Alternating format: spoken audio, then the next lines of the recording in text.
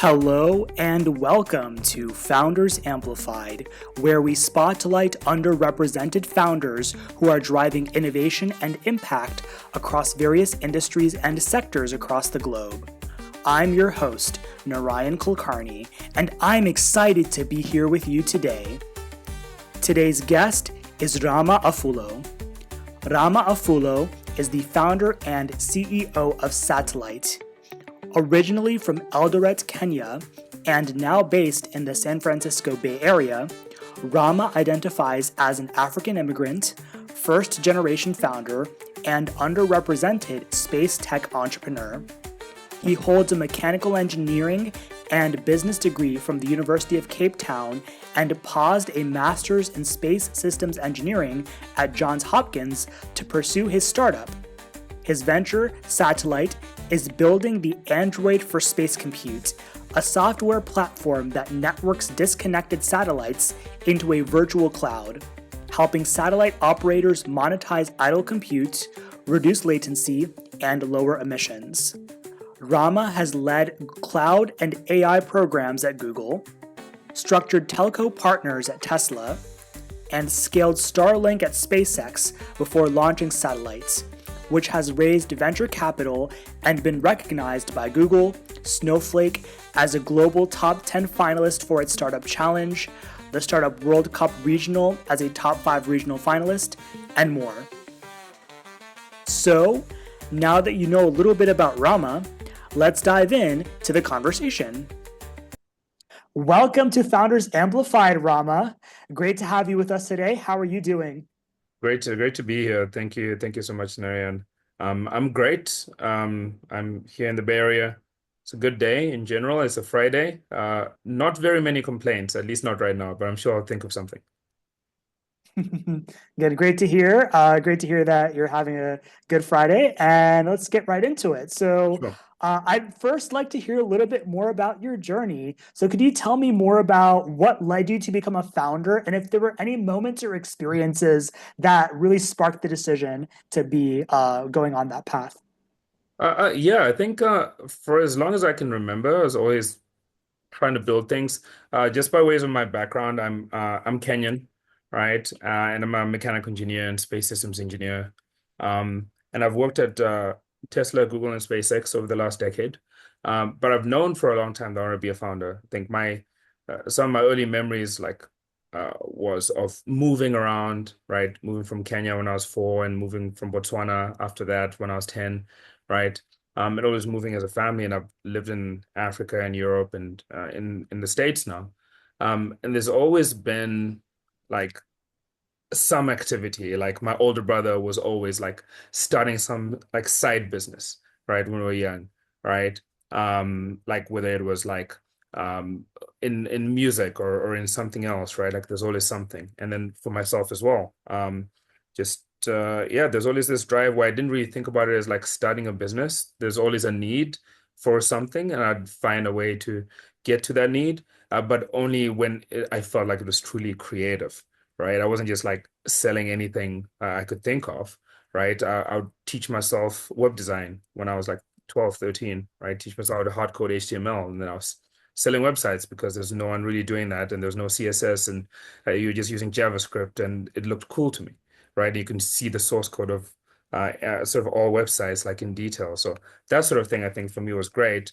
But getting to Satellite, my first startup that I've been running for the last 10 months, I think that's an amalgamation of a lot of the work that I've done, my background, over the last 8 years or so. Like the stuff I did at Tesla was in telecommunications, right? Like and energy products. When I was at Google, it was like probably the most relevant experience there was like cloud architecture work. And then at SpaceX, of course, as a product manager for Starlink. And you combine all of that, you get me to being at a satellite where we're networking satellites in space, and it's akin to Android for space computational services. Wow. Thanks for sharing. Sounds amazing. Sounds like a lot of life experiences as well as professional experiences that kind of organically lead up to this point. I'd like to dive a little bit deeper into something you mentioned about your life experiences, Yeah. and specifically being an African and an immigrant. How do those experiences of being an immigrant and an African founder Yeah. give you a unique outlook on the space industry? Yeah, I think humans in general, when you are faced with adversity a lot, you either buckle or you come out stronger as a result, right? I think having moved around my whole life, I was no stranger to being an immigrant when I moved to the US. This was the sixth country that I've lived in the third continent, right? So that really didn't phase me too much. But I think one thing when you move around a lot as well, like you see a lot of opportunity, right? You see a lot of sort of negative side of things as well, right? Because you've experienced things like having travel around that most people wouldn't have experienced, but you also like are able to think about things that you saw, like things I saw when I was living in Ireland or in the Netherlands. That I'm like, oh, that's super applicable here, and here in the US, it's almost a free for all. All right, it's almost like, well, if you can do it, people will support you. So for me, overall, largely, it's been a pretty positive experience. I got here, was able to get my green card pretty quickly, over a couple of years. And I was lucky. I counted myself lucky in that regard as well to be able to do that. But of course, it's also a tumultuous time right now. I think that's a euphemism for the ages, right? So you never know where things are going to go. But that said, for me, I mean, I'm just in a place here in the Bay where there's a lot of activity. We're in the middle of this AI boom. There's just so many different things you could do, so many directions you could set and just like move in that direction, right? So yeah, like my experience as an immigrant has been largely positive, although not without its own challenges, right? I think that there's definitely things that can be improved, but it's also a driving force, right? Like a lot of sort of super successful sort of founders and leaders in sort of tech and in industry, like they tend to actually be immigrants, right? Because you understand like where you came from. You're not necessarily always trying to go back full time, right? Or you hope that you can build for both where you are and where you just came from as well. I see. Thanks for sharing. I can say, as an immigrant myself, there's also, of course, a richness of perspective that I feel that I bring into everything that I do, and I can definitely resonate with that. And Yeah, but to the point of richness of perspective, and now to the point of professional experience, wanted yeah. to dive a little bit deeper into that. So you're obviously building something unique with satellite and space computing, and I would want to know more. What's something about the model and the approach you're taking at satellite that makes people think about space computing a little bit differently and to rethink what's possible in the industry? Yeah, sure. So there's a big trend in being sort of vertically integrated within the space ecosystem, right?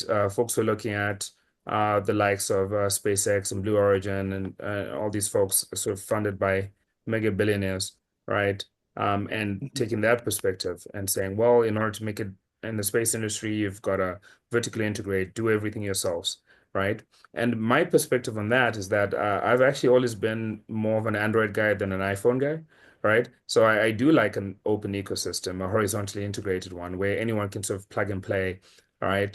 Um, and yeah, so that was an opportunity that I saw, sort of looking at the SpaceX Starlink ecosystem. It was like, well, this is vertically integrated, it's a closed ecosystem, but what if it was open, right? It would open up so much more. But then beyond that, I was like, okay, well, the way to keep that open, would it be to launch a satellite constellation, like put up a whole bunch of satellites and then open those up? That's one way to do it, right? And that's a direction perspective that a few folks have taken. But I figured what could be even cooler is if we did this with no hardware at all, right? And if Mm. we were to able to deploy a containerized solution directly onto other folks' satellites and create sort of this virtual like digital cloud marketplace in space, right? Using other folks' assets. which ends up being super useful in a number of different ways. But once again, sort of the Android analogy ends up making a lot of sense, right? Where like you don't necessarily have to own the hardware, can be the operating system across these. And I think the other insight as well is that there isn't a standardized communications protocol across the space ecosystem, right? So we're looking at there's currently 15,000 satellites in orbit. 10 years ago, there were less than 1,000 satellites ever deployed, right, into space. By the end of this decade, there'll be 50,000, 50,000 Five satellites zero. at Wow. least, at least, right? Satellites in orbit. And it's like, well, if there's no equivalent to what we have on Earth, the internet and the TCP/IP protocol, what are we doing, right? Like, there's so much we could do in space if we create a sort of space computational ecosystem, like an inter-satellite network, right? And the question is always like, well, why isn't someone doing it? Why isn't someone creating the standardized communications protocol? Well, now someone is. I see. And I really appreciate you talking about the point of digitization, virtualization, because I mean, I for sure, I'm not as deeply involved as you are in space, but I have always thought of space as a hardware type of industry, very, very like asset heavy. And I really find it interesting and creative and innovative what you're doing to virtualize the industry. Can you talk a little bit more about how that's challenging the traditional way of doing things? You talked a little bit, but would love if you could elaborate a little bit more on that part. Yeah, so it's interesting because folks have and that's not uncommon where folks are like, well, it's space, then surely you need to like put together some space assets. If it's not a rocket or a satellite that you're literally putting into space, then I don't know what you're doing. All right. Um, but I think that there's lots of different ways of thinking about this. It's inevitable that you're going to get hundreds of thousands of satellites in space. That's inevitable now. Now, a lot of the times when people are looking up at the stars, you're actually looking at a satellite, right? And most people don't even realize they're looking directly at a satellite, right? Yeah, it's like soon there'll be so many satellites up in space that it'll be hard to distinguish. And that's just an inevitability, regardless of what we think about space debris pileup or astronomy and all of that. Given that inevitability, if we can sway the course of history and nudge it in a direction where folks are actually building out hardware that will last a lot longer, and will have less of a negative impact on the environment, actually be additive, then that's a future that I personally like, I'm all for, right?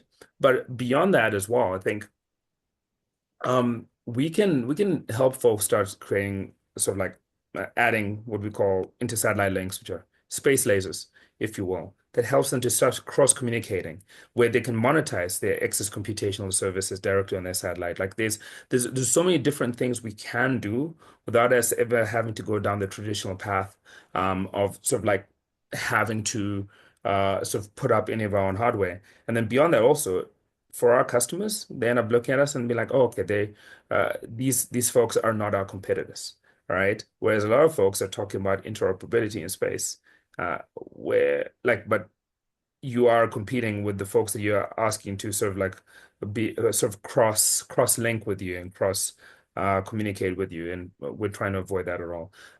Might have forgotten the question a little bit, but I feel like the answer probably hit it a bit.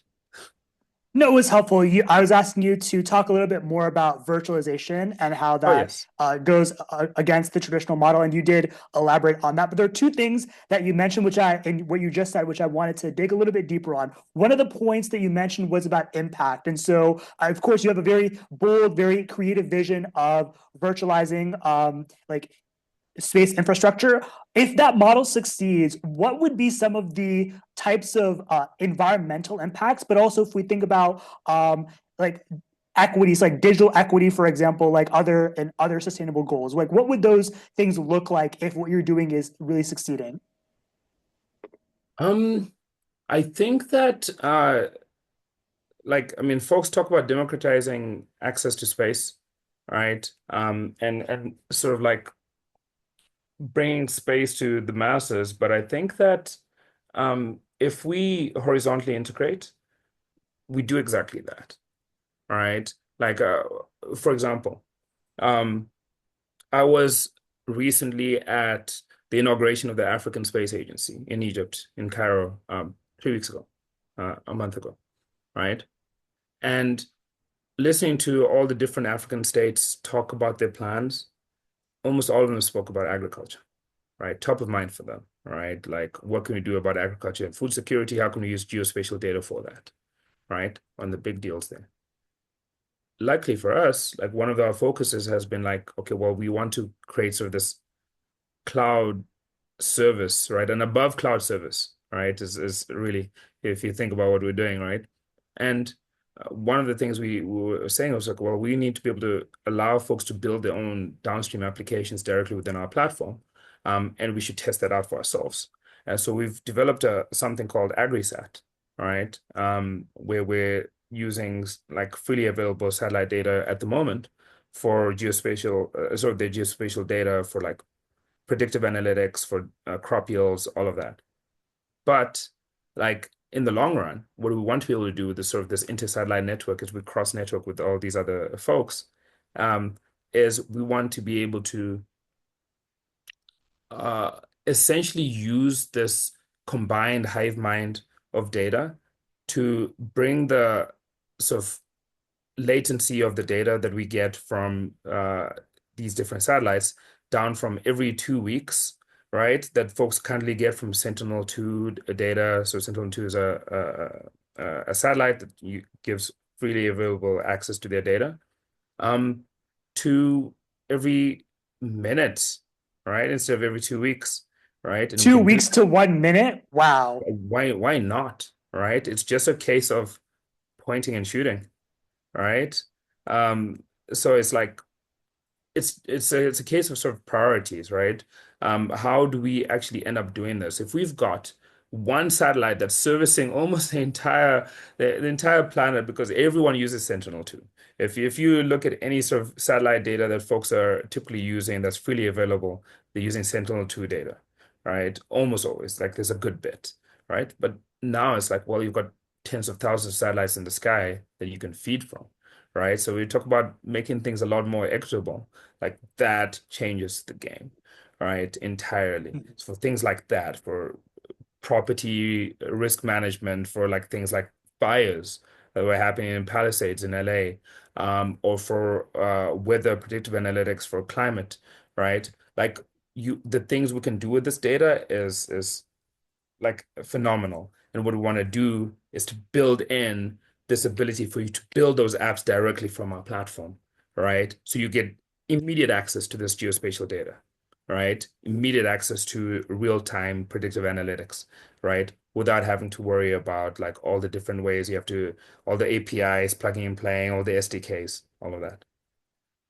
I see. Well, one thing that particularly strikes me with what you're sharing is there's an operational efficiency that is greatly created, and also that is a huge foundation and enabler of things that we already do, like predictive analytics, and really helping like existing work in, as you talked about, crop yield, but also allowing with predictive analytics new opportunities for other forms of impact. Those are some things that stood out to me. Plus, of course, digital equity, and I wanted to highlight those because I think those are nuanced points, but which people may not appreciate. But that's really amazing.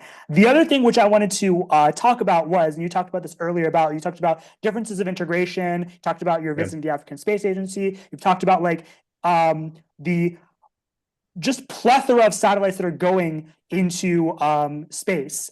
And Yeah. so the space infrastructure industry is obviously changing at a really rapid rate. So I'm curious, can you tell me a little bit more about how you see the just the space infrastructure industry evolving in like 5, 10 years, and what Yeah. is satellites' role in that? Yeah. So 5 years will be 50,000 minimum satellites in orbit from 15,000 right now. So what's that? Almost a 300% increase, right? Mhm. In 10 years, I imagine it'll be 100, 200,000 satellites. Now, with that, satellites went through this journey of becoming really small, going to what we call CubeSats, like 10 by 10 by 10 centimeter cube satellites, right? And evolving from that, from prices being of like $10 million minimum for to put together a satellite and launch it to $1 million or so, right? To be able to do exactly that. Like even being able to build one that's just like your smartphone with solar panels attached, right? Essentially, right? So it's gone through this iteration, and then folks said, "Oh, actually, when you start building bigger satellites again, now that it's cheaper for us to build bigger satellites because we can fit more on it. Technology is getting better, right?" And one of the predictions from my end is that the computational capacity of these satellites is going to increase by a significant amount, right? What you can do on these satellites on board, on the edge, right? As we call it. So, for those who don't know, edge computing is just a fancy term of saying bringing the computational capacity as close to you as possible, rather than it being in a faraway cloud service provider that actually increases latency, or rather than it being down on Earth, where cloud cover, electromagnetic interference, rainfall propagation, you name it, will affect you, right? So want to be able to sort of have sort of an impact there.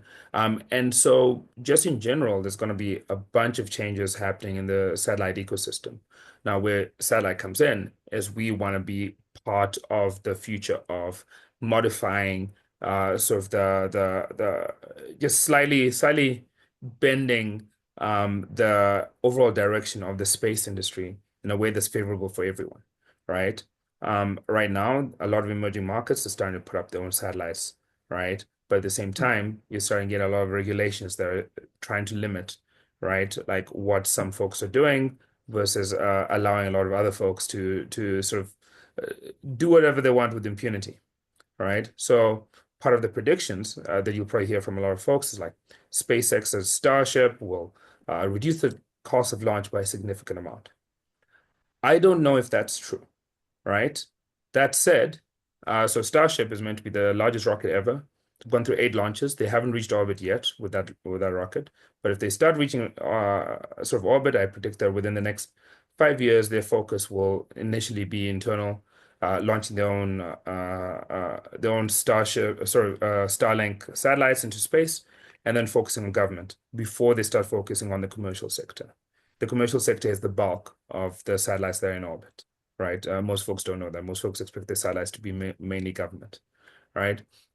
So my prediction is there's a lot of folks who are relying on that eventuality, right? Sort of taking them into fruition, taking their startups into a good position, but that reliance, I think, will be to their own detriment. And the last thing I'll say on this is space tends to be inherently tied to the defense sector, right? And by defense sector, we just mean military, right? For a copious amount of reasons, right? It tends to be tied to the military. I predict that there'll be a burgeoning space commercial sector within the next 10 years that will never have to rely on defense money at all, right? At all. And that's part of a future that I foresee for myself. We're not a defense company, we're a space company. And I hope more and more people have sort of that mindset, because I think the commercial sector for space is going to start booming in this new era of the new space economy. Wow, amazing, bold vision. And thanks for sharing your perspective on how you think satellite will contribute to that. Now, the next question I have is kind of a two-part question. Sounds like you've had a really robust journey in terms of both the envisioning of what satellite's going to do as well as the building of it. So I'm curious, Mhm. can you tell me one thing that was the most difficult in building satellite from scratch as a solo founder? And the second Yeah. part is, what is one thing you would tell your pre-founder self that you know now, which would have saved them lots of pain? Huh. I'd say the thing that will save lots of pain is the knowledge about a lot of these LLM tools that can help you rapidly prototype things.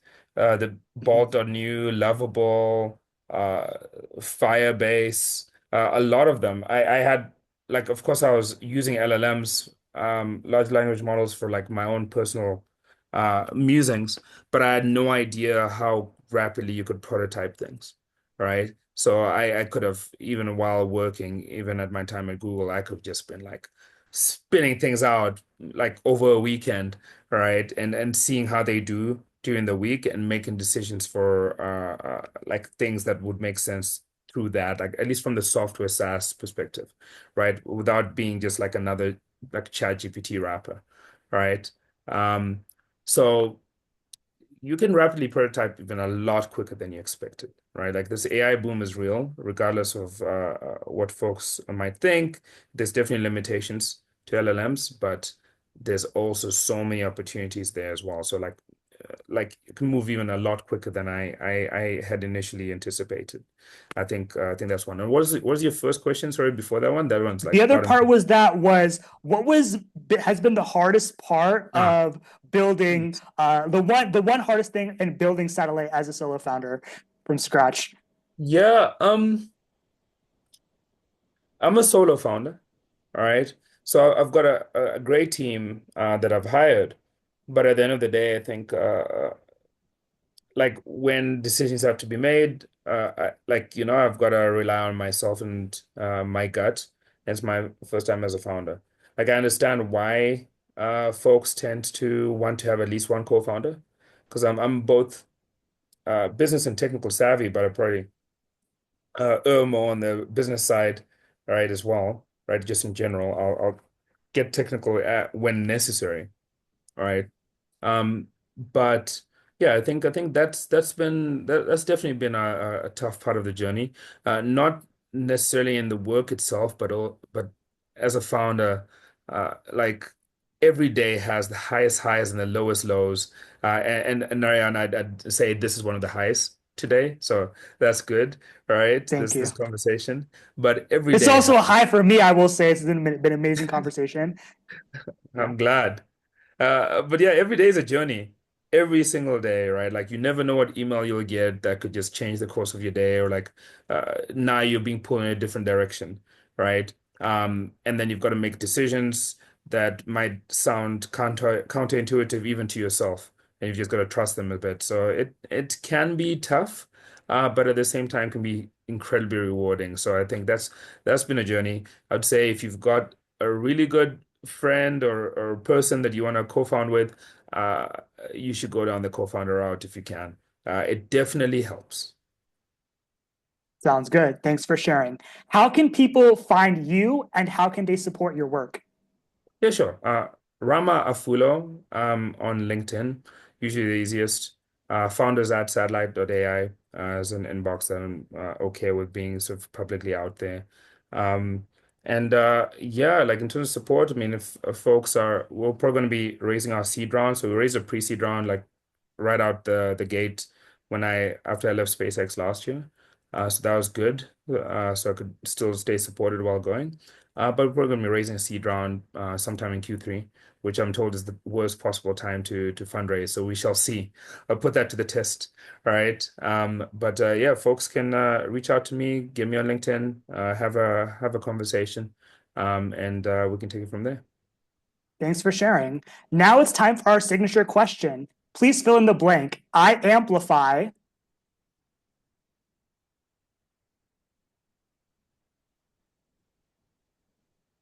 Strength through adversity.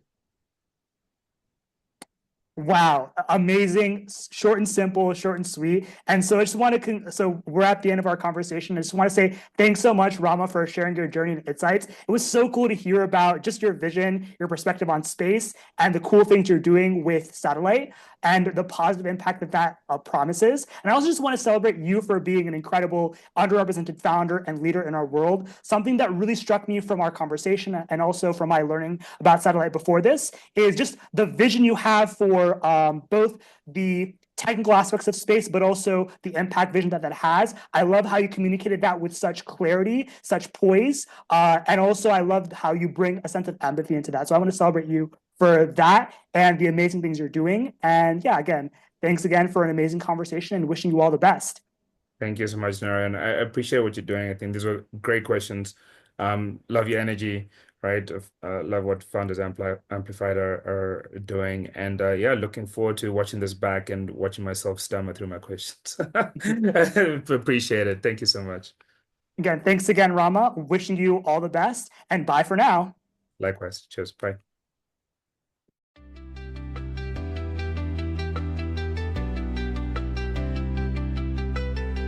To our listeners, thanks for tuning in to this episode of Founders Amplified. I hope you're feeling as inspired as I am. If you'd like to learn more about our guest and support them, check out the show notes for their details.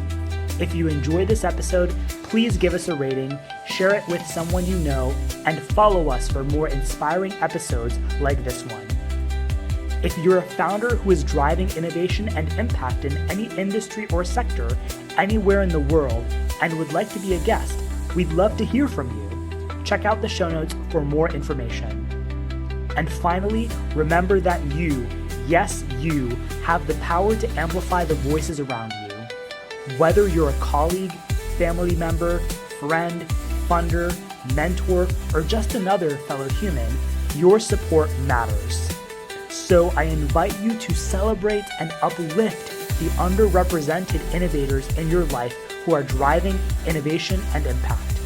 Let's create a better future for everyone, together. Until next time, stay curious, stay bold, and keep amplifying.